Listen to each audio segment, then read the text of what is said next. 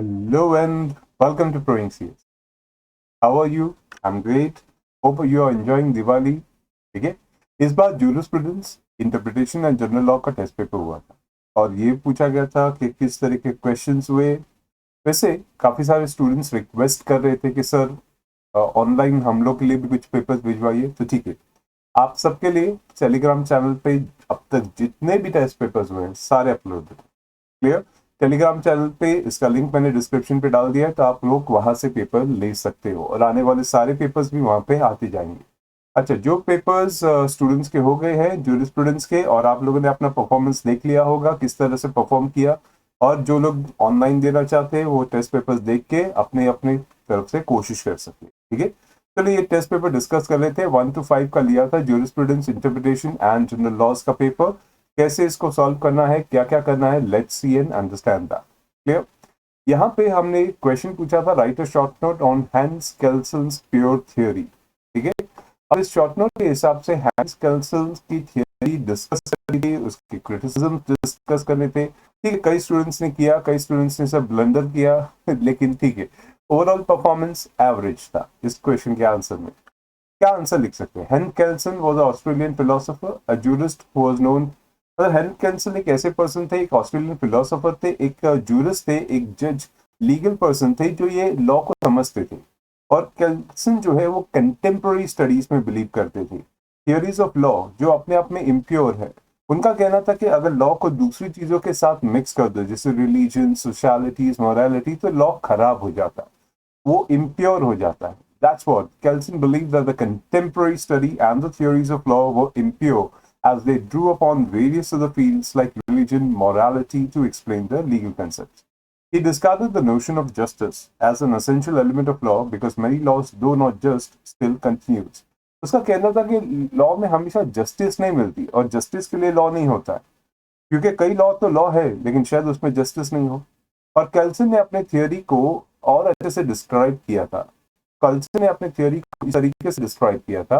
Kelsen के हिसाब से law is a normative science, एक पुराना पद्धति है, एक पुरानी साइंस की तरह है, and it is distinguished from the natural sciences which are based on cause and effect. उसका कहना था कि लॉ एक तरह से नेचुरल लॉ है, वो वहीं से डेवलप हुआ है और वहीं से आया है। और आज की तरह के लॉ, मतलब ये होगा तो ये इफेक्ट, लॉ वैसे नहीं बनता है। कैल्सन का नॉर्म था, it was a sanction rather, that norm is a rule. Norm को सैंक्शन बोलते हैं, तो norm is a rule forbidding और prescribing a certain behaviour. Kelsen का ये कहना, मतलब अगर एक नॉर्म डेवलप किया जाए तो वो इस तरीके का होता है, आप किसी चीज को रोक रहे हो या किसी चीज को कैसे करना है वो बताते हो। क्लियर? ये कैंसल की सोच थी। He saw the legal order as a hierarchy of norms having a sanction, and jurisprudence was the study of these norms were comprised of legal law. केल्सन का सोचना था कि जो नॉर्म्स होते हैं, जो कानून के प्रोविजंस होते हैं, जो तरीके होते हैं, जो पद्धतिज होती हैं, उन सब के बारे में वो उनकी एक पूरी लाइन होती है कि कहाँ से वो स्टार्ट होते हैं, कैसे चलता है, उसको hierarchically, that is top to bottom arrange होता है। जूरिस्प्रूडेंस उसकी स्टडी है। ओके, जैसे अगर हम बात करें इंडिया के अंदर, तो फॉर एग्जांपल हम इंडिया में स्टैट्यूट, इंडियन स्टैट्यूट की बात करें तो स्टैट्यूट और law is a valid because it derives with legal authority when it is duly pass by the parliament. ये बात तो सच है कि जब पार्लियामेंट ऑफ इंडिया एक लॉ पास करती है तो उसको एक लीगैलिटी मिल जाती है, उसको एक अथॉरिटी मिल जाती है, and receiving the ascent of the president, वो एक लॉ बन जाता है प्रेसिडेंट के एसेंट के पास। And the parliament and the president, they derive the value from where? Constitution. Constitution parliament और प्रेसिडेंट को वो ताकत देती है to make the law. As to the question where does constitution derive its power, इसका answer कुछ नहीं, because there is a grund norm. Grund एक जर्मन टर्म था जिसका मतलब सिंपल टर्म्स में फंडामेंटल नॉर्म। जैसे देखो, दिन नेचुरल लॉ होता है, दिन होती है, रात होती है, हवा चल रही है, इट्स अ फंडामेंटल प्रिंसिपल। उसी तरह हर देश के कानून में एक फंडामेंटल लॉ होता है, इसको कॉन्स्टिट्यूशन बोलते हैं। और ग्रंड नॉर्म उस बेसिस से आया था, तो ग्रंड एक जर्मन टर्म यूज किया गया फंडामेंटल की जगह पे। So it is a grand norm, and according to Kelson's conception of pure theory, that is, तो फंडामेंटल लॉ अपने आप में चेंज नहीं होता। इसी को ये तो आपको बोलते हैं फंडामेंटल राइट्स हमेशा प्रिजर्व होने चाहिए, लॉ कोई भी हो। अभी समझ में आया? और केल्सन की क्रिटिसिज्म भी कुछ हुई थी, क्योंकि केल्सन हर जगह पे तो सही नहीं हो सकता। तो क्रिटिसिज्म में ये आंसर था कि it is difficult to trace the grand norm that is the fundamental norm of every legal system. Exactly, हर कानून के पीछे का रीजन, हर कानून के पीछे का पर्पस हर बार ट्रेस करना बहुत मुश्किल होता है। There is no yardstick, there is no rule to measure effectiveness. हम ये भी नहीं बोल सकते कि क्यों कॉन्स्टिट्यूशन के एक एक प्रोविजन को उस तरीके से बनाया गया था। उस टाइम पे उसकी नीड फेल्ट भी हुई थी कि नहीं हुई थी, पर वो प्रोविजन बनाए गए थे।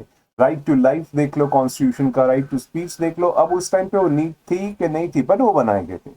And validity of law is a matter to be determined in the context of a given point of time and depends on what judges are prepared to accept at that moment of imparting law. केल्सन का कहना कुछ भी हो कि pure law ये सब, लेकिन एक सच्चाई ये है कि लॉ का असली इंटरप्रिटेशन जब जजेस करते हैं वो डिपेंड होता है उस टाइम के हिसाब से। सेम प्रोविजन ऑफ लॉ अगर मैं आज से 5 साल पहले देखूं के जजमेंट्स में देखूंगा तो एक अलग इंटरप्रिटेशन देखेगा, और आज की जजमेंट्स का उसका इंटरप्रिटेशन अलग देखेगा, क्योंकि टाइम टू टाइम कानून के मतलब, कानून के मायने बदलते रहते हैं। So that becomes a interpretation of law, किस तरीके से देखना होता है। क्लियर? और केल्सन theory ceases to be a pure when one tries to analyze the other part। मतलब देखो, कानून एक ही नजरिए से देखा नहीं जाता, कानून को अलग अलग नजरियों से देखना होता है, अलग अलग चीजें आती है पिक्चर में। तो केल्सन थियरी अपने आप में इम्प्योर हो जाती है, उसके ग्रंथ नॉर्म हिल जाते हैं, क्योंकि हम सोशियोलॉजी, हम प्रियम्बल्स, हम अलग अलग इंटरप्रिटेशंस की चीजें भी देखते हैं व्हाइल एनालाइजिंग द प्रोविजन और सब्जेक्ट ऑफ लॉ। इसलिए जो लोग लॉ करते हैं उनको मालूम है कि basic, that is the first courses में आपको अलग अलग चीजें, that is sociology, public administration, ये सब चीजें भी पढ़ाई जाती है, because law goes with that. Society cannot be existing in vacuum. Okay? And Kelsen advocated a monist view of the relationship between international and municipal law. मतलब एक तरह का मोनोपोली टाइप रिलेशनशिप के उनको सबसे ऊपर होना चाहिए, लेकिन ऐसा नहीं है। And declare the grand norm of international system postulated by primacy of international law. Kelsen का ये जो क्रिटिसिज्म, ये पार्ट है कि उसका कहना था कि हमेशा इंटरनेशनल लॉ सबसे टॉप पे लेना चाहिए, पर वैसा नहीं हो सकता। वो फंडामेंटल प्रिंसिपल हर नेशन को एक्सेप्ट नहीं हो सकता, इसीलिए केल्सन थियरी वहां पे फेल हो जाती है। ठीक है, तो ये हो गया केल्सन थियरी का एनालिसिस, और केल्सन थियरी के आंसर्स में ये लिखना था। अब आप लोगों के आंसर चेक करके तो मिल चुके हैं, देखा होगा आपने क्या क्या लिखा है। ठीक है, तो फिर इन चीजों का ध्यान रखना जब आप ऐसे आंसर्स लिख रहे हो। ठीक है, नेक्स्ट क्वेश्चन आया था कि judicial review is the authority of the court to declare void the acts of the legislator and and the executive they are found in violation of the constitution। comment, ये एक सही बात है, that is a truth। तो यहाँ पे एक administrative duty आती है, that is law of administration के हिसाब से। हम आंसर में देख सकते हैं कि the biggest check over administrative action is the power of judicial review. That is वो ये चीज को चेक करना कि कहीं कोई जुडिशरी में गलती तो नहीं हो रही, कहीं कोई गलत चीज तो नहीं जा रही। That is the power of judicial review. And that is the biggest thing one has to keep checking in this kind of. And judicial review is the authority of the court to declare whether a particular transaction is void under the particular act of the legislature and if they are found in violations of the constitution or not. Clear? ये बात को जानना main improve. अब judicial review is what? Judicial review का मतलब होता है it is the power of the highest court of the jurisdiction to invalidate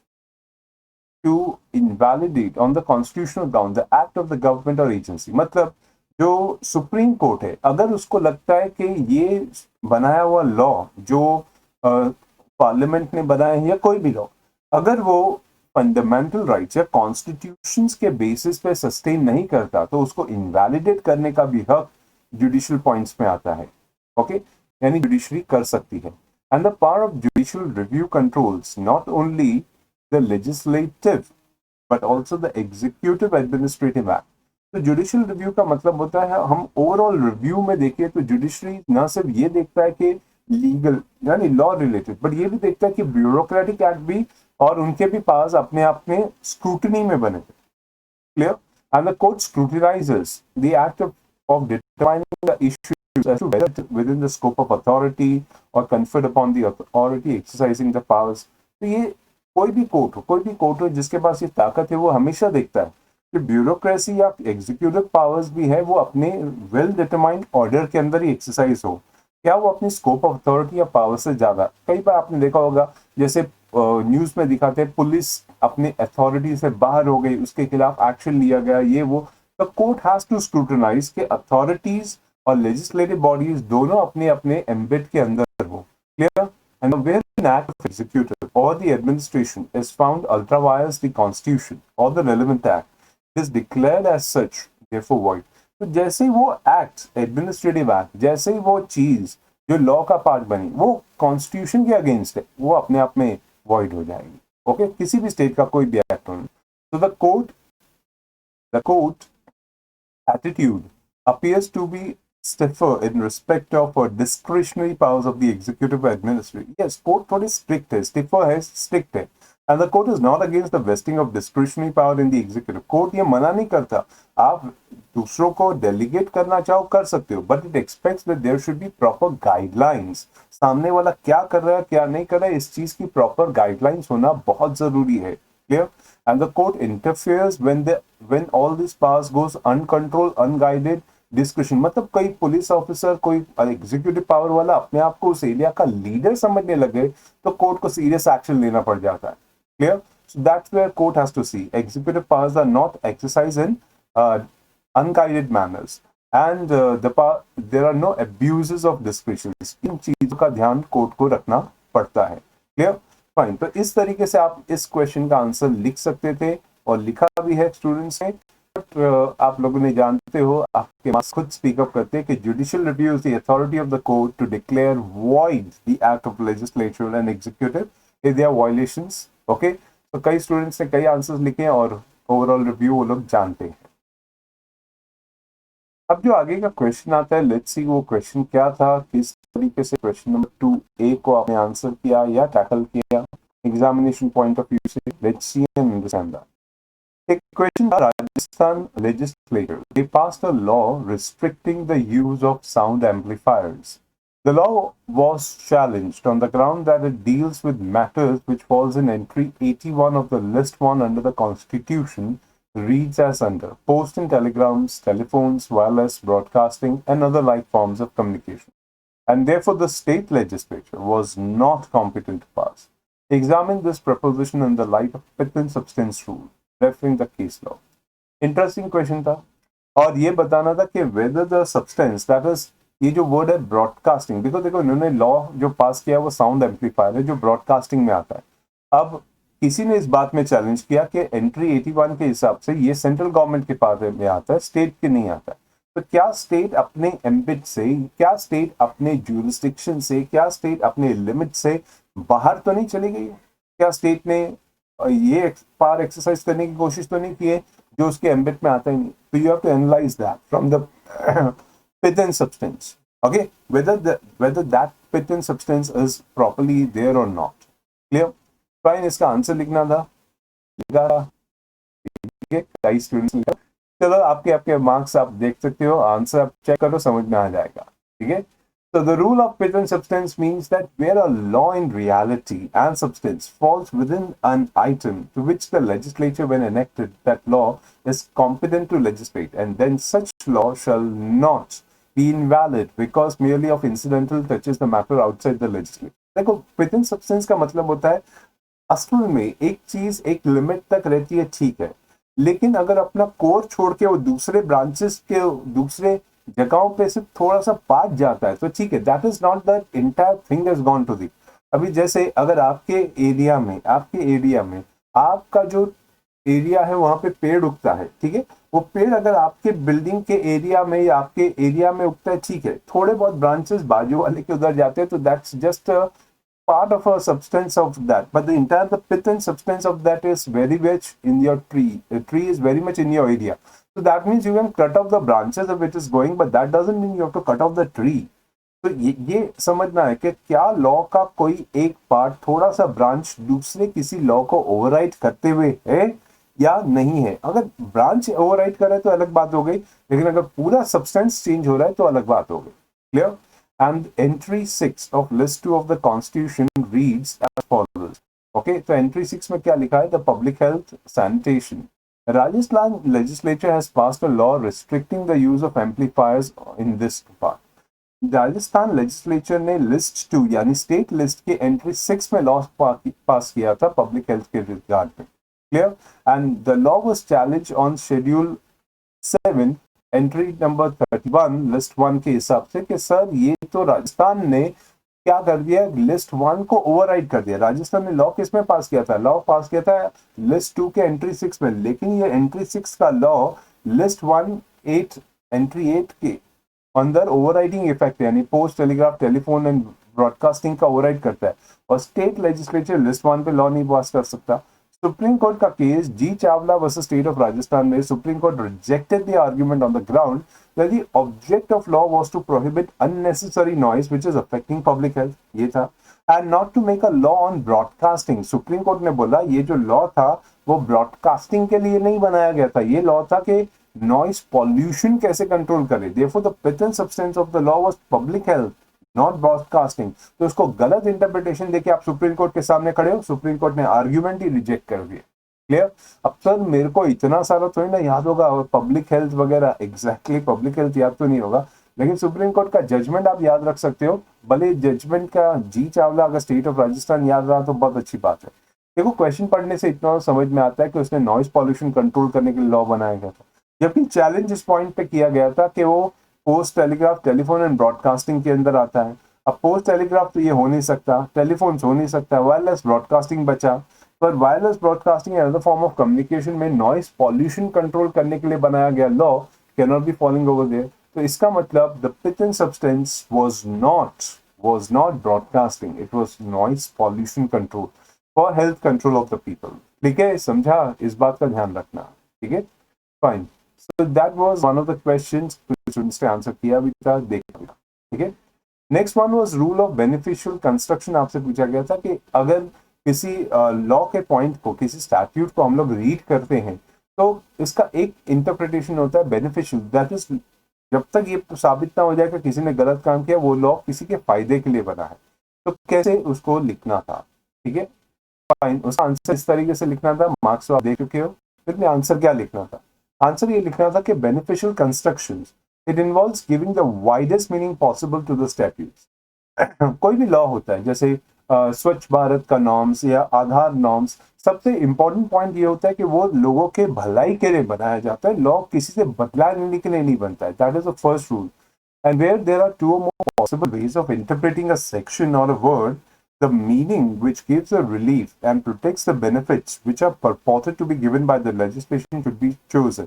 अगर एक लॉ के प्रोविजन को पढ़ के ऐसा लगता है कि ये उसको पेनल्टी भी दे रहा है और ये लोगों की भलाई भी कर रहा है, तो कौन सा वाला वर्ड, कौन से वाले मीनिंग को ज्यादा प्रेफरेंस दिया जाएगा। तो लॉ बोलता है हमेशा जो लोगों को रिलीफ देता है, जो लोगों को प्रोटेक्ट करता है, उस पार्ट को आप ज्यादा प्रेफरेंस दोगे, ना कि पेनल्टी रिकवरी या पेनलाइज करने के लिए।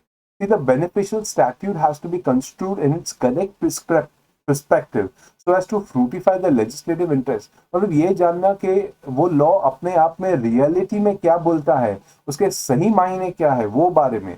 And the beneficial construction to suppress the mischief and advance the remedy is generally preferred। Exactly। देखो beneficial construction का मतलब ये था कि वो कम से कम mischief हो और ज्यादा रेमेडी मिल सके, इस बारे में हिडन रूल्स के हिसाब से था वो, अगर आपको याद आता है तो।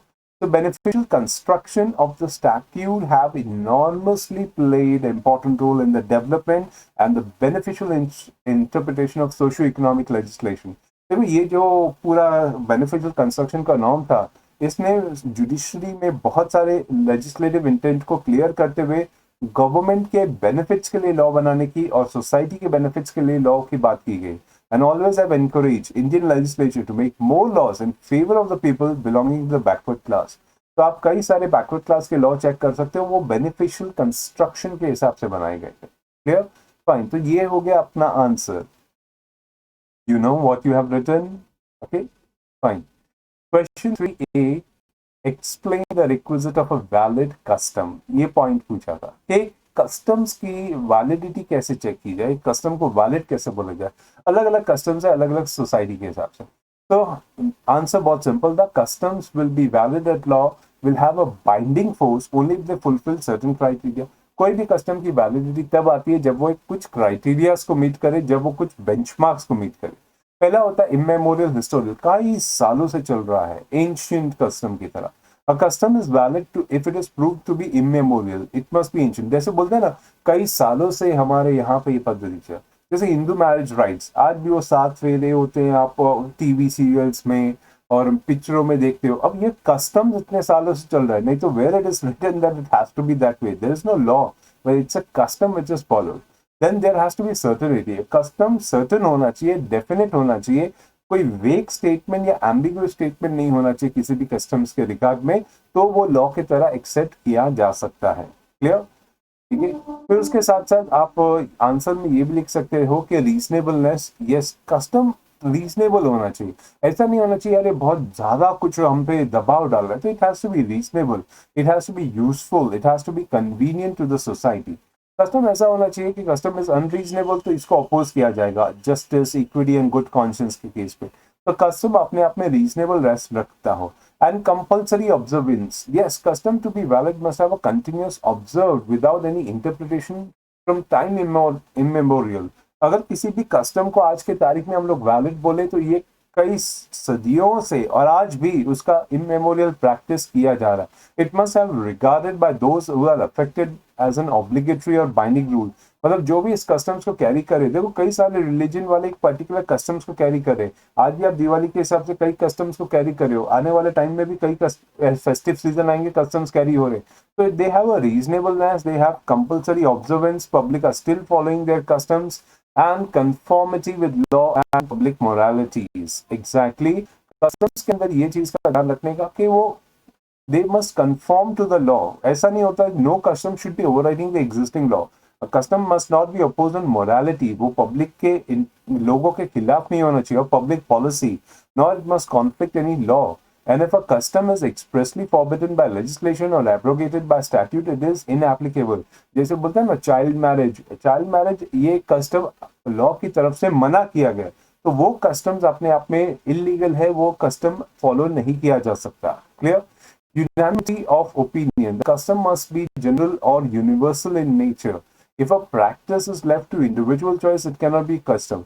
तो custom मतलब लोगों की तरफ से accepted custom. It should have a unanimous acceptance सब लोगों ने। ऐसा नहीं होना चाहिए एक इंडिविजुअल ने एक्सेप्ट किया तो वो कस्टम है। No, that is not a custom. And peaceable enjoyment, हर कोई इस कस्टम को अब शांति से अपनी मर्जी से एंजॉय कर सकता है, ऐसा नहीं कि जोर और जबरदस्ती से। And consistency. There must be consistency among the customs, and custom must not conflict with the other established customs. Clear? Fine. इस क्वेश्चन का आंसर 80%, बहुत अच्छा लिखा था, सबने सारे पॉइंट्स कवर किए थे, तो I was happy. 80% I would say students have covered very good. Okay. Then question 3b. Explain the purposive rule of interpretation under general clauses. Clear? कई स्टूडेंट्स इसमें थोड़ा फंबल कर गए, परपॉजिव रूल ऑफ इंटरप्रिटेशन और general clauses में कैसे आएगा, क्या आएगा। देखो इसमें आपका कंफ्यूजन का पॉइंट ये था कि सर इंटरप्रिटेशन और दो एक्ट अलग अलग चीजें, नहीं, एक्चुअली जनरल क्लॉजेस में भी कई जगह पे इंटरप्रिटेशन के पार्ट है, और परपॉजिव रूल ये जो वर्ड है ये हिट करता है एक चीज को, हेडन्स रूल, अगर आपको याद है, रूल ऑफ मिसचीफ। पर्पस क्या है किसी एक्ट का, किसी चीज का, वो यहाँ पे समझना होता। ओके, उसका आंसर पूछा गया था। तो overall performance I would say students ने छोड़ के आया था काफी सारे स्टूडेंट्स तो छोड़ के आ गए थे, बट ठीक है, जिन्होंने अटेम्प्ट किया था मार्क्स उनको दे दिए। आंसर में क्या लिख सकते थे? इन हेल्सबरी लॉ ऑफ इंग्लैंड। ओके, ये बहुत अच्छी बुक है, और I don't know whether you referred it, I have referred it, बहुत अच्छी बुक है। दे सेड दैट हेल्सबरी के काफी सारे स्टेटमेंट्स आते हैं, काफी सारे कमेंट्स आते हैं। Okay, Queen's Bench and King's Bench के हिसाब से आप रेफर कर सकते हो, okay, when you grow up, और कोर्ट्स के अंदर। तो parliament intends that an enactment shall remedy a particular mischief, and it is therefore presumed that the parliament intends that the court, while considering in relation to the facts of the instant case, which of the opposing the construction of the enactment or corresponds to the legal meaning, should find a construction which applies to the remedy provided in such a way so as to suppress the mischief. मतलब हेल्सबरी law of England का ये था कि parliament हमेशा law इस nature में बनानी चाहिए कि जो गलत काम हो रहा है उसको सप्रेस करने के हिसाब से, और कोर्ट जब भी उस लॉ का इंटरप्रिटेशन करे तो कोर्ट ये चीज चेक करे कि क्या उस लॉ से चीजों का, दैट इज क्या उस लॉ से गलत काम का सप्रेशन आ रहा है कि नहीं आ रहा है। और उस लॉ का इंटरप्रिटेशन, उसका कंस्ट्रक्शन इस नेचर में आना चाहिए सो दैट लोगों को उसकी रेमेडी मिल सके, उसकी रिलीफ मिल सके, सप्रेशन ऑफ मिसचीफ हो सके। ये पॉइंट हेल्सबरी लॉ ऑफ इंग्लैंड में आया था, जो हिडन रूल से ओरिजिनेट करता है, the rule of mischief. Doctrine of originate in the Hayden's case, where the balance of the exchequer resolved that to for a sure and a true interpretation of all the statutes in general, be they penal or beneficial, restrictive or enlarging the common law. Four things to be observed. मतलब Hayden rule ये बात में था कि अगर किसी भी law का बेस देखूं तो चार बेसिक प्रिंसिपल में वो लॉ अपने आप में टेस्ट किया जा सकता है कि क्या वो लॉ आने वाले टाइम में या आज के टाइम पे एक स्तंभ की तरह खड़ा होगा या जल्दी ही गिरने वाला है, उसका फाउंडेशन बहुत वीक है। वो चार बेसिक प्रिंसिपल्स क्या थे और किस नेचर में उसको समझना था। चार बेसिक प्रिंसिपल ये थे, what was the common law before the act, ये एक्ट बनाने के पहले लॉ क्या चलता था। What was the mischief and the defect for which the common law did not provide, क्या चीज थी लॉ में जो साइलेंट थी जिसके लिए ये लॉ चाहिए। What is the remedy Parliament has resolved and appointed to cure the disease of the Commonwealth? मतलब पार्लियामेंट ने क्या सोच के लॉ बनाया और किससे किन किन लोगों को फायदा हो रहा है। And the true reason of remedy and the office of all the जजेस is available to make such construction. तो क्या रीजन से ये बनाया गया है और क्या जजेस को इन्फॉर्म किया गया है, क्या इनको ध्यान रखना है। They have to suppress the mischief in advance, that is judiciary as well as the parliament. कम गलतियां या यू बोलो गलत काम कम हो और रेमेडी सबको मिले। Suppress subtle inventions and evasions of continuance of mischief pro private commode, that is for private benefit। लोगों लूप होल्स लॉ में यूज करते हैं, तो ये देखना कि कम से कम लूप होल हो, लॉ के गलत तरीकों से यूज ना किया जाओ। And enforce and life to cure remedy to the true intent of the makers of the act pro bono publico for the public good। इसका मतलब ये था कि लॉ को बनाते समय ये चीज याद रखना चाहिए कि लॉ से सामने वाले को क्योर मिले, सामने वाले को कोई ना कोई रेमेडी मिले और पब्लिक के बेनिफिट के लिए ये लॉ होना चाहिए। तो I must say hidden rule तो आप सबको मालूम ही था, बस क्वेश्चन में इस बात से कंफ्यूज हो गए कि पर्पोजिव मीनिंग क्या होता है। पर्पोजिव मीनिंग हिडन रूल से ही आया है। Clear, fine. नाउ क्वेश्चन 4 ये था, explain the freedom of association in the constitution, what reasonable restrictions have been imposed on the freedom under article 19 of the constitution। तो आपसे ये पूछा गया था भाई कॉन्स्टिट्यूशन के हिसाब से फ्रीडम क्या क्या होता है और कैसे कैसे उस चीज का ध्यान रखना है। ठीक है भाई, 91C के हिसाब से एसोसिएशन बनाने का सबको हक दिया गया है। तो according to 19(1)(c of the constitution, all citizens they have the right to form association union। Freedom of association includes freedom to hold meetings, take out processions. वही तो स्ट्राइक में होता है कि आप मीटिंग्स कर सकते हो, आप प्रोसेशंस लेके जा सकते हो, हड़ताल कर सकते हो। And right to form the association for the unions is also guaranteed so that people are free to have the members entertaining similar laws. इसलिए तो आपको ट्रेड यूनियंस एक्ट और अभी तो नया इंडस्ट्रियल कोड भी दिखता है कि हर किसी को एसोसिएशन और यूनियन बनाने का पूरा हक है, और हक उस हक के साथ साथ उसके लॉज और उसके व्यूज भी एक्सप्रेस कर सकता है। क्लियर, और उसके साथ साथ the right also subject to reasonable restrictions can be imposed by state. मतलब स्टेट गवर्नमेंट उस एसोसिएशंस और यूनियंस के ऊपर कुछ चीजों का रिस्ट्रिक्शंस डाल सकती है, जैसे sovereignty and integrity of India, public order के लिए या मोरालिटी के लिए रिस्ट्रिक्शंस डाले जा सकते हैं। Okay, and further, the question not yet free from doubts is whether fundamental rights to form an association also conveys freedom to deny to form an association। ये अपने आप में एक आर्ग्यूमेंटिव पार्ट है, पहले भी था आज भी है। In the case of Tikaram ji versus Uttar Pradesh 1956 का केस है, supreme court assumed that assuming the right to form association implies right not to form association, it does not follow that negative right must also be regarded as a fundamental right। Supreme Court ने तब तो ये clear किया था कि right to form an association, okay, वो एक positive right है, लेकिन right not to form an association is a negative right, और इसको हम लोग फंडामेंटल राइट करके नहीं बोल सकते। Clear, fine. Overall performance okay okay था, कुछ इस क्वेश्चन का खास परफॉर्मेंस मेरे को दिखा नहीं, पर ठीक है, that you can always improvise in your exams.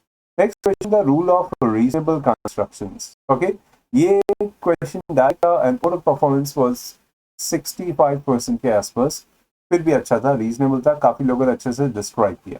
According to rule of reasonable construction, मतलब वर्ड्स को हमको ऐसा कंस्ट्रक्ट करना है कि कम से कम उसका सही मतलब निकल के आए। So according to the rule of reasonable construction, the words of the statute must be construed at regis magis valet comparet, that is to give a sensible meaning to them. Okay, ये Latin में था, इसका मतलब किसी भी चीज को इस तरीके से पढ़ने का कि उसको कोई एक सेंसिबिलिटी, एक लेजिबल मीनिंग दिया जा सके, उसकी अंडरस्टैंडिंग आ सके. The provision of law cannot be so interpreted so as to divorce it entirely from the common sense. Every word, every expression used in the act should receive a natural and fair meaning. हर चीज law के अंदर एक purpose से लिखी गई है, एक सोच समझ से लिखी गई, तो उसको उसका राइटफुल मीनिंग देना जरूरी है. It is the duty of the court in constructing a statute to give effect to the intention. ये कोर्ट ड्यूटी बाउंड है कि अगर कोई भी लॉ का पॉइंट यहाँ पे डिस्कस करता है तो स्टैट्यूट का मीनिंग क्या था वो वहां पे प्रिवेल करना चाहिए, वो वहां पे परसिस्ट करना चाहिए.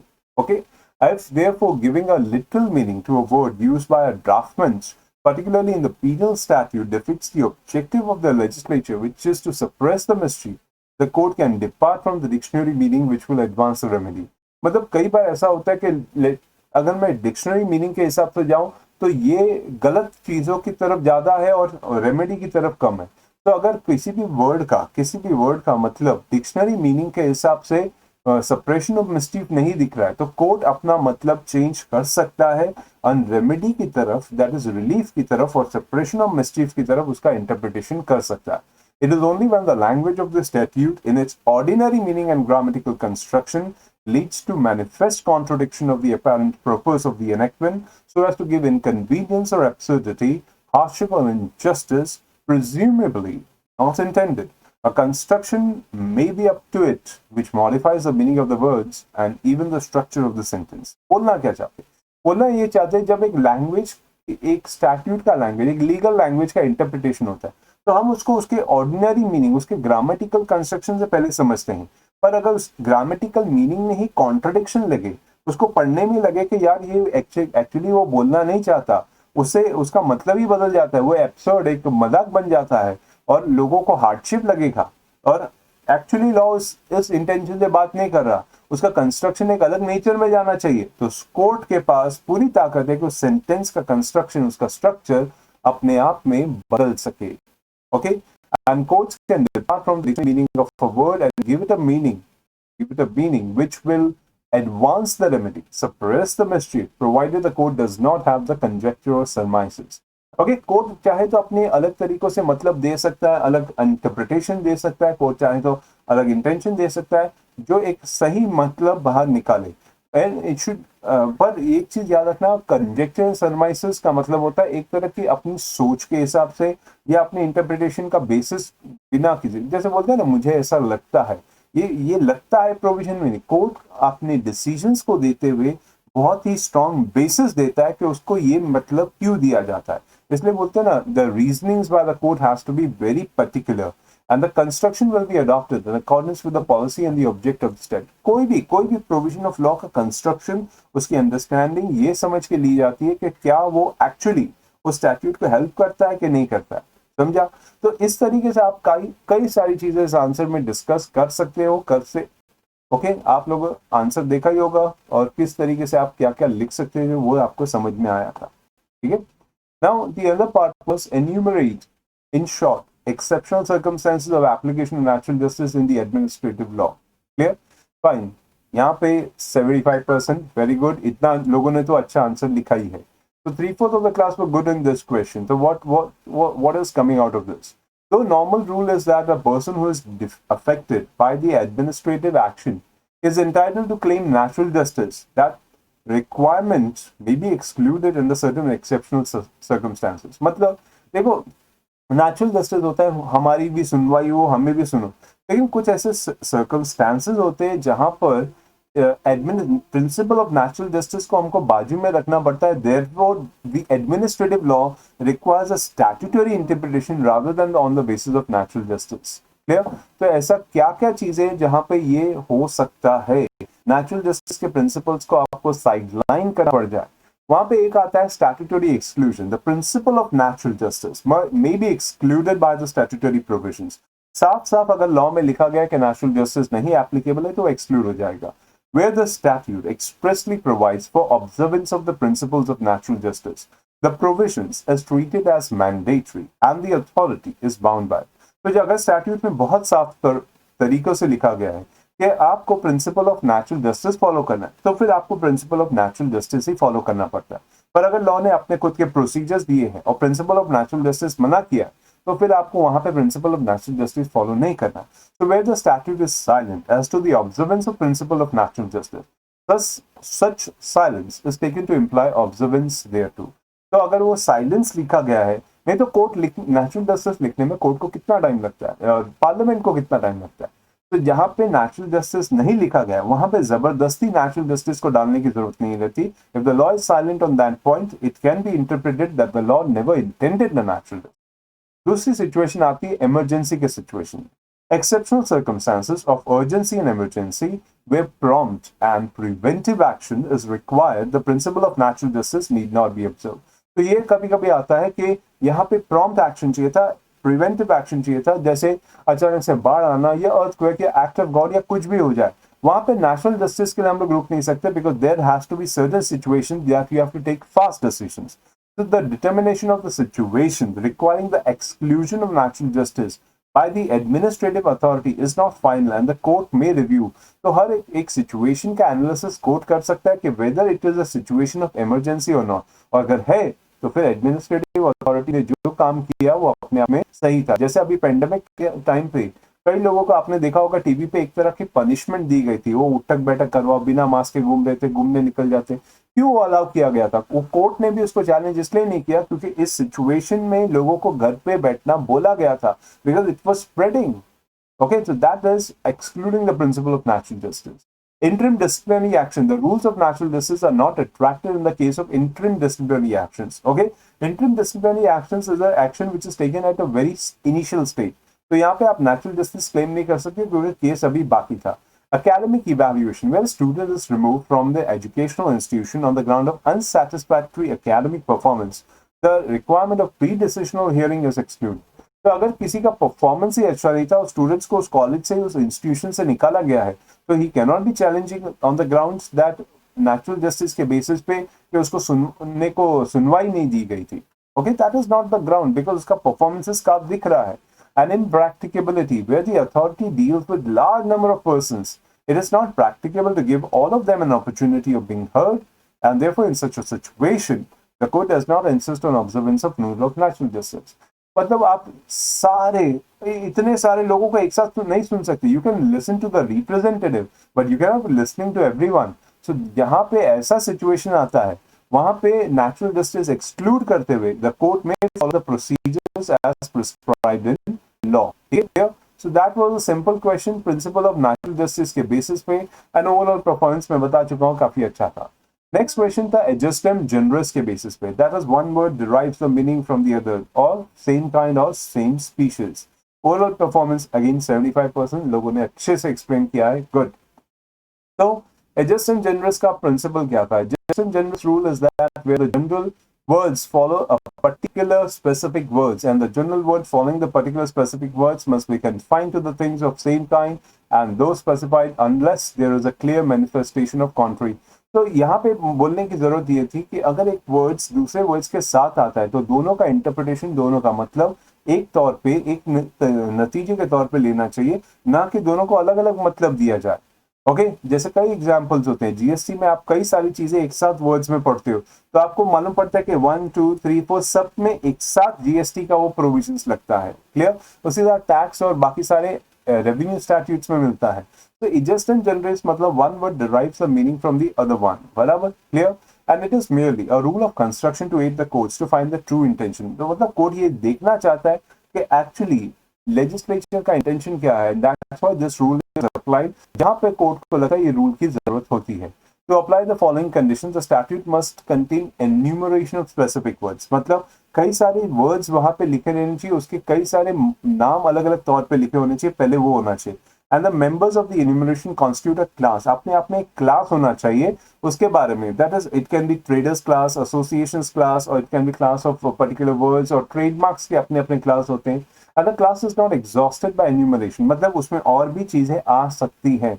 And the general term follows the enumeration. मतलब एक वर्ड जो जनरली यूज किया गया वो दूसरे वर्ड से मिलता जुलता है, and there is a distinct genus which comprises more than one species. Okay, उस वर्ड को एक अपने आप में एक अलग से मीनिंग दिया जा सकता है compared to other words also, and there is no clear manifestation that intend the general word having a broader meaning than the doctrine requires। और ये भी क्लियर लगना चाहिए कि उस वर्ड को जब आप एक मीनिंग देते हो तो उस दूसरे वर्ड से कोई ज्यादा मीनिंग नहीं लेता, उतना ही लेता जो उस क्लास के रिक्वायरमेंट्स के हिसाब से होनी चाहिए। And the rule of adjustive generis must be applied with the great caution because it implies departure from the natural meaning।